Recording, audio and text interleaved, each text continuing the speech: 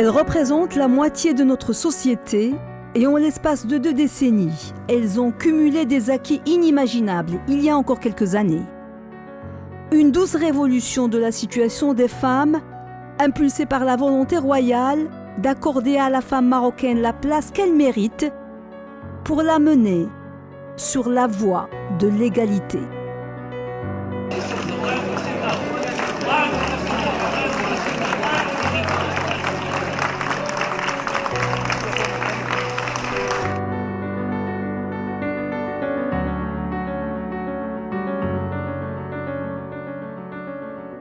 Il y a un sujet de droit qui était, je dirais, favorisé lors de ces années, c'est bien les droits des femmes.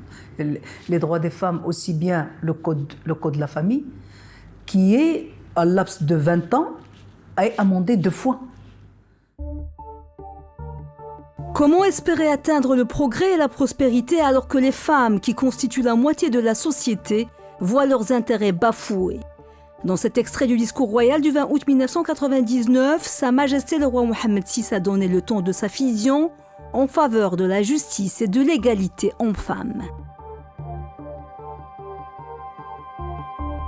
Entre 1957 et 2004, c'est vraiment un changement radical, comme je le dis. La Moudouana. La première des choses, c'est la Moudouana 2004, qui avant, c'était le sacré, la loi la plus sacrée, qui était entre le ulama et commandeur des croyants, bien sûr le roi. Mais à partir de 2004, c'était moi je dis entre guillemets, c'est une révolution. Placée dans le contexte d'il y a 20 ans et comparée à l'ancien code du statut personnel, la Moudawana de 2004 a été un moment de rupture et une révolution juridique et sociale. Sous l'impulsion de Sa Majesté le roi Mohammed VI, la nouvelle Moudawana est soumise à l'approbation du Parlement. Une première au Maroc. Un texte qui, entre autres, a scellé l'égalité entre les époux et renforcé la protection des enfants. Les acquis sont importants. L'âge de mariage a été fixé à 18 ans, sauf exception extrême. La polygamie était presque interdite parce qu'elle était accompagnée de conditions difficiles, d'autorisation du juge, etc. Donc on s'est dit, ça y est, la polygamie, c'est pratiquement interdit. Les femmes avaient accès au divorce, ce qui est aussi un acquis extraordinaire, donc à travers le shiqaq. Il y avait le travail des associations femmes aussi, mais toujours avec une volonté royale. Jamais on n'a demandé le shiqaq. C'était le roi.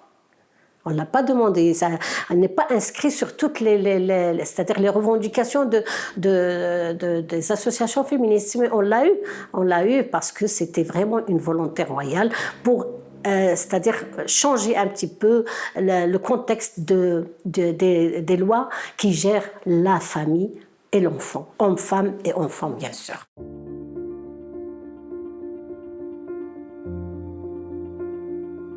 La Moudawana de 2004 a apporté des modifications substantielles aux préceptes du droit familial marocain. En plus du shiqaq et de l'élévation de l'âge minimum pour le mariage des filles, le nouveau code de la famille a introduit la notion de responsabilité partagée des époux dans la gestion du foyer et a amélioré significativement la situation des femmes marocaines en leur accordant plus d'autonomie et en déployant d'énormes efforts pour la scolarisation des filles.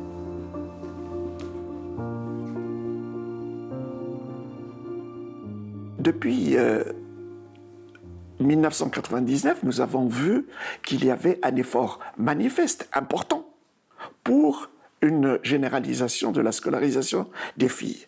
Et l'INDH a joué un rôle capital, en particulier par la construction de Dar Taliba. Et Dar Taliba, qui a mis pratiquement le lieu de résidence des fillettes face à l'établissement, collège ou lycée, a permis à ces fillettes d'être scolarisées et de parvenir. C'est ce qui a permis au ministère d'atteindre pratiquement les 100%, et nous parlerons de 100%, même s'il y a peut-être moins de 1% qui n'est pas scolarisé au niveau du primaire. Élément clé de l'évolution de la place de la femme dans la société, la scolarisation, l'éducation et la formation des filles, de façon générale, ont permis une meilleure intégration des femmes dans le marché du travail et une plus grande émancipation dans le monde du commerce et de l'entreprise. une tendance appuyée par les amendements apportés au Code du commerce et celui du travail. Je pense qu'il ne faut pas limiter l'évolution au Code de la famille parce que bien avant l'adoption du Code de la famille, on a vu par exemple avec le Code du commerce l'émancipation commerciale de la femme, ou aussi au niveau du DOC, qui est le Code civil marocain, l'abolition des dispositions qui imposaient à la femme l'autorisation parentale ou maritale pour pouvoir conclure un contrat de travail. Le Code de la famille a été aussi une révolution, il ne faut pas le négliger, dans le sens où il a tenté d'apporter un certain équilibre et permettre à la femme d'occuper sa place au sein de la société marocaine. Mais je ne voudrais pas qu'on limite toujours le sujet au Code de la famille parce qu'à côté, par exemple, il y a aussi le Code du travail. En 2 décennies, la femme marocaine a investi tous les domaines d'activité, y compris ceux réservés il y a quelques années aux hommes. Mon colonel, s'il vous plaît, pour l'attitude, est-ce que ça sera ça sans pied? Oui. Elles sont des milliers à occuper des postes de responsabilité au sein des forces armées royales, de la police nationale ou encore de la gendarmerie royale, sans parler de la fonction publique ou des professions libérales.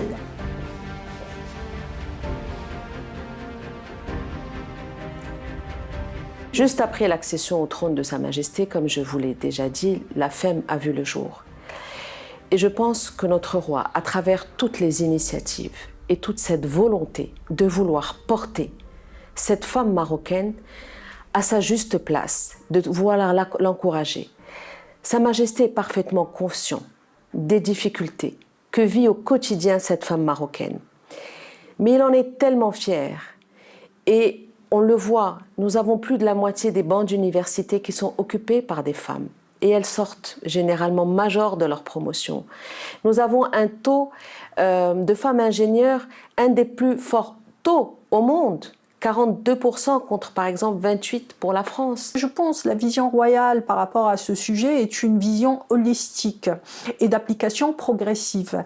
À aucun moment il n'a été question de chambouler du jour au lendemain un cadre législatif ou d'adopter une loi qui n'était pas en harmonie avec la législation marocaine. Au contraire, c'est arrivé au fil du temps. Des fois ça a été par l'abrogation pure et simple de certains textes, par exemple pour le Code du commerce, pour le Code de la famille, pour le Code du travail. Des fois, c'était par retouche, par modification, comme pour le DOC, le Code civil marocain, comme pour le cas aussi pour le Code pénal. Et des fois, c'était avec des signaux forts, comme avec la Constitution de 2011. Le 1er juillet 2011, le Maroc adopte une nouvelle constitution qui consacre les droits de l'homme tels que reconnus universellement et stipule leur protection. Dans son article 19, l'homme et la femme jouissent à égalité des droits et libertés à caractère civil, politique, économique, socio et culturel. 2011, c'était vraiment une constitution très avancée en comparaison avec le passé et par rapport à beaucoup de pays arabes. Parce que le plus important, c'est l'article 19. On a fait la fête. Quand il y avait la constitution, l'article 19... Déjà l'article 19 qui était emblématique du pouvoir au Maroc, qui représentait le pouvoir de Sa Majesté le Roi en tant que chef de l'État, en tant que commandant des croyants, disons l'ensemble des fonctions de Sa Majesté le Roi, qui représentait le pouvoir. Eh bien cet article 19 a été, attribué aux droits des femmes et à l'égalité. Sous le règne de Sa Majesté le Roi Mohammed VI, les femmes sont présentes dans toutes les formations gouvernementales. Et grâce à la politique des quotas, leur représentativité a augmenté de manière significative au sein du Parlement et dans les collectivités locales.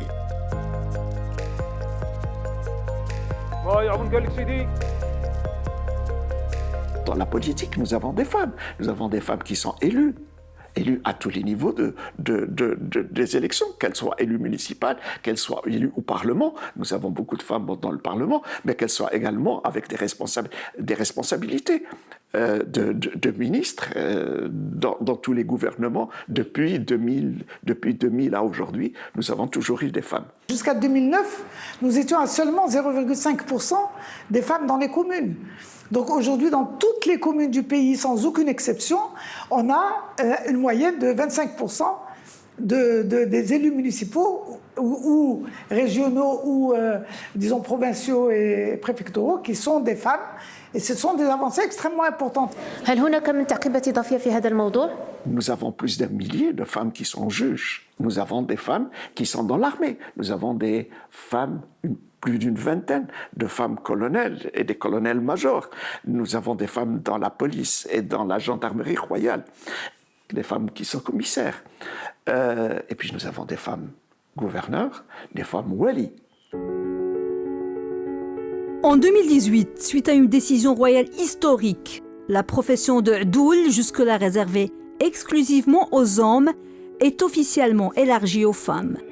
Dans le monde diplomatique, grâce à leurs compétences, leur dynamisme et à la volonté royale, les femmes représentent aujourd'hui 40% du nombre total des ambassadeurs, consuls et chargés d'affaires à l'étranger.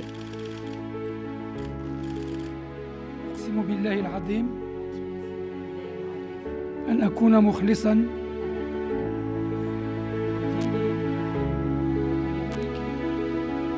ولوطني.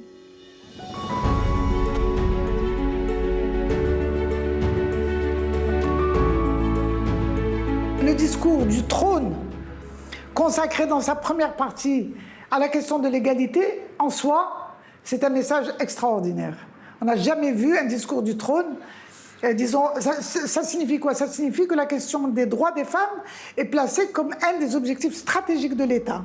شعبي العزيز، إن بناء مغرب التقدم والكرامة الذي نريده لن يتم إلا بمشاركة جميع المغاربة رجالا ونساء في عملية التنمية. لذا نشدد مرة أخرى على ضرورة المشاركة الكاملة للمرأة المغربية في كل المجالات. وقد حرصنا منذ اعتلائنا العرش على النهوض بوضعية المرأة وفتح آفاق الارتقاء أمامها وإعطائها المكانة التي تستحقها. Dans la lettre royale du 26 septembre, Sa Majesté le Roi a donné des orientations qui sont fondamentales parce qu'il a appelé, premièrement, à faire l'adéquation entre la loi et les mutations sociales qu'a connues notre pays. C'est une approche qui vise l'efficacité parce qu'il faut parler aux personnes qui ont vécu le texte, il faut écouter les doléances des gens parce qu'un texte ne sera réussi que s'il règle les problèmes.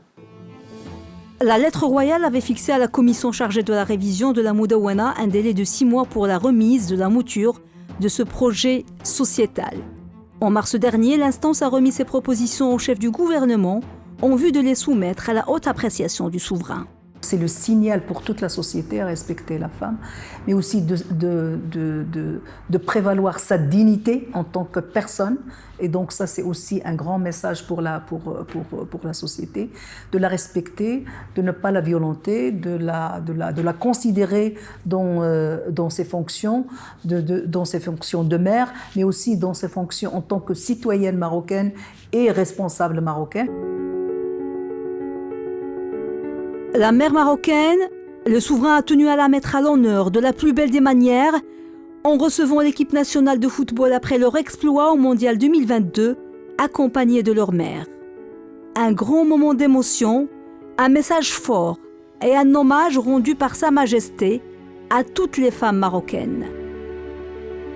S'il a choisi les mères à ce moment-là pour venir accompagner les jeunes joueurs de la Coupe du Monde, c'est parce qu'il sait pertinemment que c'est ces femmes-là, accompagnées de leur époux certainement, mais c'est ces femmes-là qui les a éduquées, qui les ont éduquées, c'est ces femmes-là qui les ont portées vers la gloire. Le souverain est sensible à l'égalité entre tous les Marocains, et particulièrement l'égalité entre les hommes et les femmes.